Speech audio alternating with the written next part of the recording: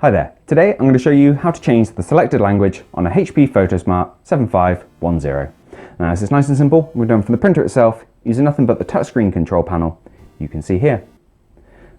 Now although my printer is currently set into English, I'm going to make the instructions as clear as possible so you can follow it regardless of what language it's in and what language you'd like it changed to.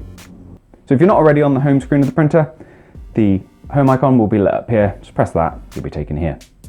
And we need to go into settings, which is the little spanner icon on the top right hand side. Just press to go into that. And once we're in there, we need to go into preferences, which is the top option. And as you can see, set language is the top option. So press to go into that. And here, you'll have a scrollable menu. English is right at the top. So if you find yourself further down, just drag yourself till you get there.